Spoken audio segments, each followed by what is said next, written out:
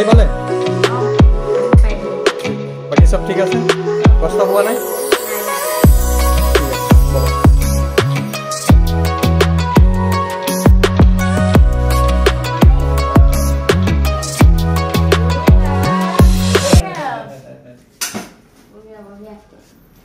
কাইলে হবলগীয়া ডিডি সিনে প্ৰডাকশনৰ বেনাৰত যিখন ছবি ষ্টাৰ্ট হ'ব আৰু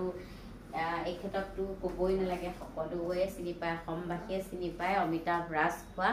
আৰু নমস্কাৰ সকলোকে তেখেতে কাইলে অভিনয় কৰিব গতিকে আপোনালোকে কি অভিনয় কৰে কাইলে চাব লাগিব কেনেকুৱা লাগিছে ধেমাজি আহি বঢ়িয়া খালি জাৰ্নিটো অলপ কষ্টকৰ হ'ল আজি দিনত অহাৰ কাৰণে